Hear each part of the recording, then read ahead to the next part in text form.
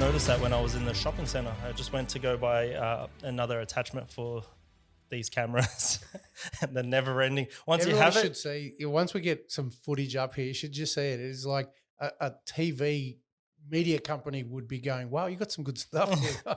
well, it's like once you have one, and you're Yeah. like, this makes my job so much easier. Yeah. But if I had just that Yeah. little bit extra to make it easier, so I was walking through the shopping center, and people were just really, they were dawdling almost, and I was trying to duck in and weave around because I have stuff to do. And I feel like I'm back in, fourth, fifth, sixth gear, and people are still on gear one because they've been locked up and they're coming out.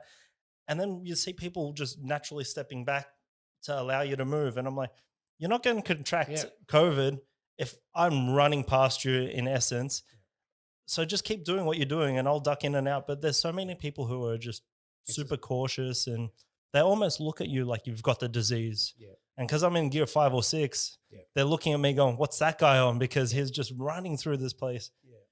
I think it's important. We just got to meet people where they're at in terms of that. So that's going to help them shift gradually. But yeah, there's going to be a huge range of responses. There are people who are quite confident and want to take on life, and they've been given parole and they want to move on. And then there's other people who are going to be very cautious about that as well. So, but interestingly, before we get into the content, there's some stuff. I'm not sure if you saw it during the week in the Financial Review, Adam, regarding new business startups and entrepreneurs. So there's the highest rate of new businesses starting up so far this year occurred in May, and it's the highest rate they've had since the whole hibernation. So what I mean by that is there's an insurance company called BizCover that sold 20% more business insurance policies, mainly to sole operators and small business owners at the start of June compared to February.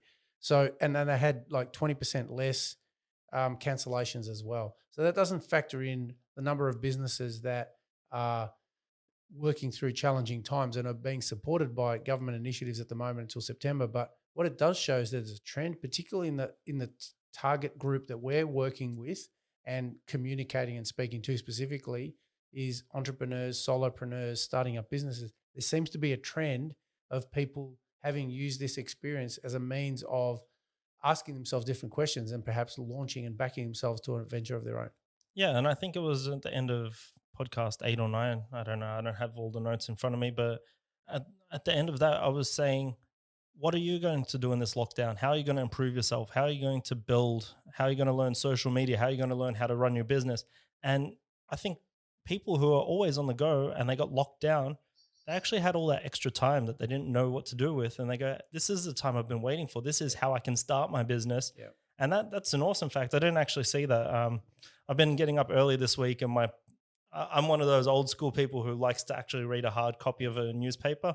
So my paper delivery boy, he was sleeping in this week, and I was up and at him nice and early. So I missed my paper all at home. So by the time I got home, the day had been done, trading was done. I was like, there's no point anymore. You know what I've done? I read the Financial Review pretty much. That's my go-to newspaper. But I love the feeling of a paper as well. So what I do is I have the app, and I'm a subscriber, but I download the part of the newspaper the part of the app that makes it look like a newspaper. Yeah. So I feel like I've got the newspaper element, but I can access it any time. So it just makes it easier to read in mine. And instead of having a whole body of writing, you've got your little articles, and you can pick and match. And no, I love that. So let's get on to the podcast episode now, which I mentioned earlier on. We're talking about as what's in it for me. And when you first hear that, your curiosity will be, okay, what it's about. Okay, it's all about me centric. But I think it's going to be really helpful for people to dive into this content and understand where we're coming from with it. So just as by way of a bit of background, I've long been fascinated, and I know you have too as well, Adam, in sales and marketing, in particular, the psychology that goes behind the process of selling. I came across a fantastic book a few years ago called Biology. It's a New York Times bestseller by Martin Lindstrom, where he discussed and uncovered the truth and lies about why we buy. What this book made me realize is how much science is involved and how much research goes into subconsciously selling to people without them even realizing. It's just fascinating how that happens. And people have this concept that, particularly that selling is sleazy. Yet this book was really helpful in detailing just how the experts are able to both market and sell things to you so well that you're literally throwing your money at them screaming, take my money. It's absolutely fascinating. So it highlights all the subliminal messaging that's out there, that, and how traditional means of marketing and focus groups are misleading because it doesn't allow you to access all parts of your brain. So once only a small fraction of the brain is exposed to consumers. So in a focus group, for example, when you're asking someone, tell me about this and this and this, you're only accessing the rational part of their brain, the cognitive part of it. But there's a whole element, the emotions, that are a major driver of it. And so much so that it's quite often said that people buy emotionally and then justify later logically.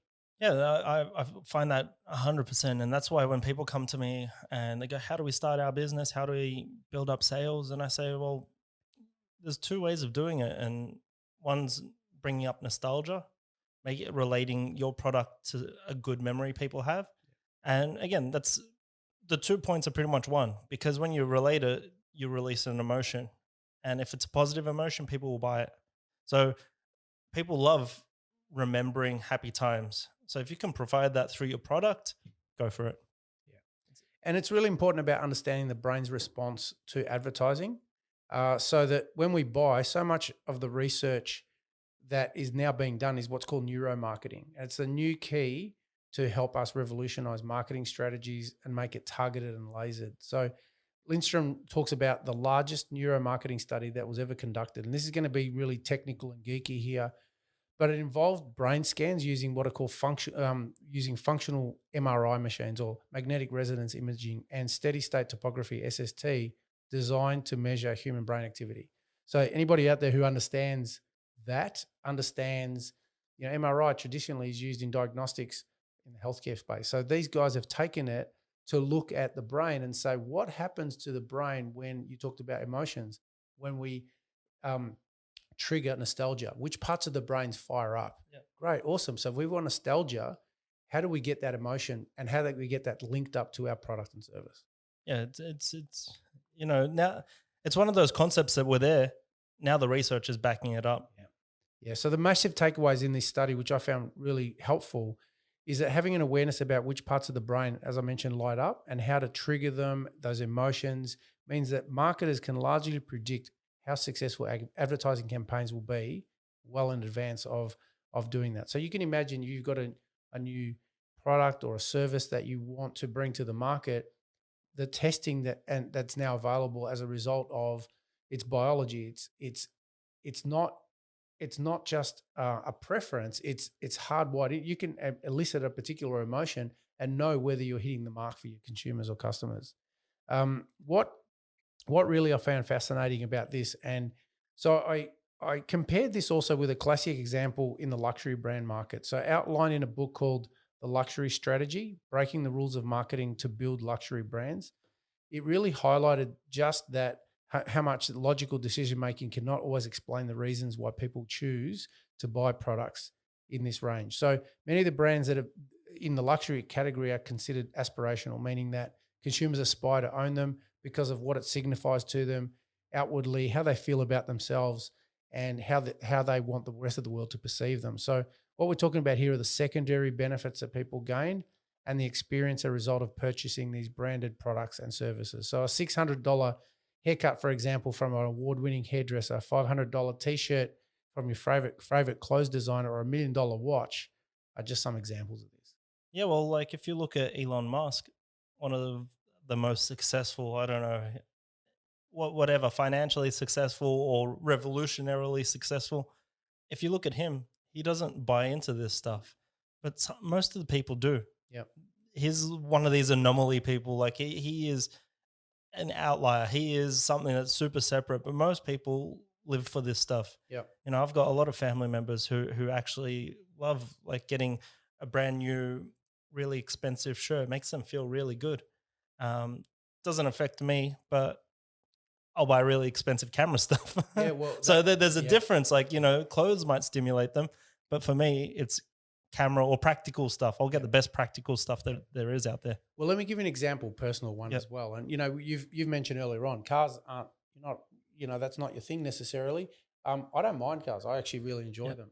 And there's a specific category of cars. I'm fascinated and love Mercedes cars, right? So just carrying on from that, I have this fascination with Mercedes cars. I love them. And the reason why I do that is because when I was growing up, a father of a friend of mine drove one, and he drove us to every sporting event on a Saturday. Right. This guy was awesome. He was a fantastic guy. He worked in business and finance. He drove the most amazing car I'd ever seen. It was a red Mercedes 280 SE. It had white leather seats. I loved being in that car going to events back and forth. I felt special. I felt important. I felt successful. And importantly, as I've shared in previous podcasts, I didn't have as close a relationship to my dad. So I think secretly I yearned for that. You know, the great guy, the supportive guy who came to watch every sporting event that I played in. My dad never came to one, Mm. right? And then he had, so it was just the nostalgia that you talked about earlier on. And I love that. So the car, the feeling, the father figure, they were all wrapped up in there. Fast forward a few years later, I had the opportunity presented to myself and I bought the exact same car, Yep. right? I still have it. I still have it in my shed. It was just, it's not more nostalgia. There's no logical reason, but I actually own exactly the same car.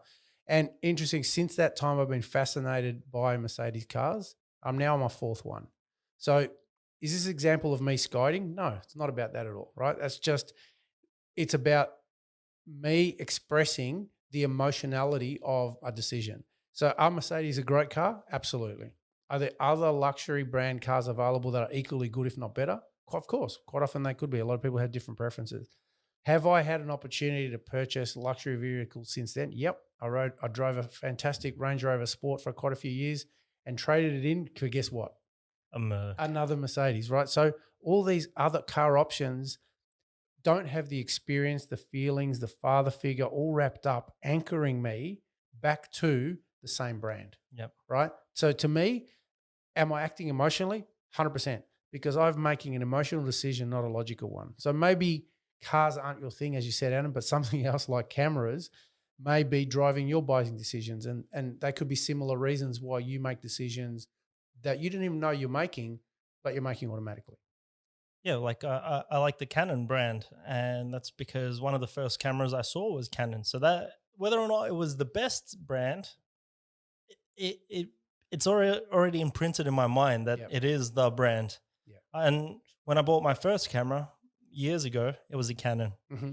And then when I was walking around looking for these new cameras, it's an M50. So this is like the official vlog Yep. camera. Yep. So it just goes, wow, it's the official vlog camera. So now it aligns with the brand that I like. And it's like one of the industry leaders of it. I'm taking it. Yep. So that's it. It was Yeah, so so there's a- simple. It but- was but- the emotions were linked to it. 100%. Right. So that's what I'm trying to point out is that it's the secondary benefits, what it represents to us, the nostalgia, all those kind of things. So imagine you've got access to all this information as a marketer and you're going, okay, someone comes to you and says, look, I've got this product I want to sell. Quite often they'll say, what emotion do you want to instill in your end user? Great. Let's use that as an outlet to be able to show them how your product and service can help them feel more of that. Yeah. That's the magic in marketing. Yeah. Right. So why this is really important is because there's so much information out there, so much advertising. It's almost overwhelming in billboards, TV, mobiles, internet, social media. Our brains are bombarded and overstimulated. So this causes us, interestingly, to shut down parts of our brain to protect it from the barrage of overstimulation. So we don't even become overwhelmed. We don't even notice things. And so in actual fact, there's a Yankelovich Incorporated, which is a marketing firm. They claim in 1920, just recently, that the modern person 1920? 2020. Yeah.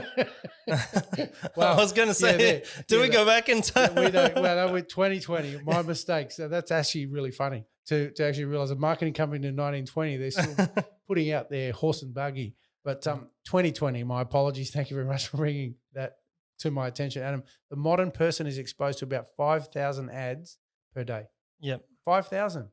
So if you're seeking to stand out in a crowd and differentiate yourself from a noisy crowd, right, it's important to engage your audience, your customers emotionally and highlight to them how dealing with you satisfies so many deeper reasons, emotions, desires, over and above just logical transactional ones.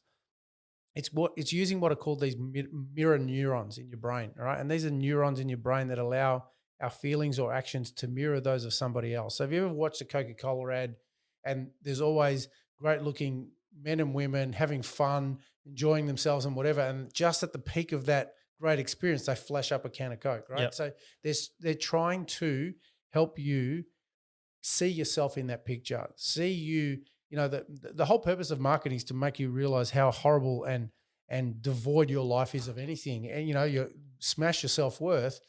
You see yourself as the hero or the heroine in the picture. Yeah. Well, if you get a can of Coke, Right. So you're going to live the happy life on the beach playing it, volleyball man. or whatever it is Man. with all these models around you. So that's the purpose of marketing, really, is the subliminal part that's stimulating the mirror neurons or the parts in your brain to show you there's something lacking in you. If somehow, shape, or form, hey, you can relate to this person, this would be great. You have this drink, this food, this whatever. Suddenly, all these amazing, great-looking people around want to hang around with you, get significance of validation, and they link up a feeling, a need that you have to their product and service, and suddenly, boom, your brain's gone.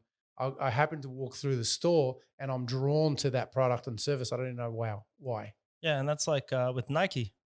One of their most famous ads, I think it was their first breakout ad. It was just someone running, just wearing the t-shirt, wearing the shorts, or the leggings, and just their shoes. And all they were doing was just running. And then at the end, it came up and it went tight on the shoe. And then you're like, yep, all right, just do it. That's it. Just get in. It didn't talk about the product. Yeah. It just it put an emotion in your mind going, if you're wearing this, you'll be able to do that. That's all it was. It was simple. It wasn't overselling the product. It wasn't saying this gives you the best arch structure in your foot. This stops your knees from rolling in. It doesn't have the slides. It's high on your ankle. None of that. If you wear this, you can run. Yeah. Simple. Yeah. It's very clever how that's all done. Remember, I just said there's 5,000 pieces of information or advertising that's coming to people thick and fast. So there's a part of the brain called the reticular activating system, which selectively filters through, we might have spoken about that before, about what's relevant and important to me. So in an environment where there's so much information, it's always there, but your awareness around it isn't basically focused on it. So the moment you put your attention to that, you suddenly realize that it's there. It always has been there, but you just want to tune into it.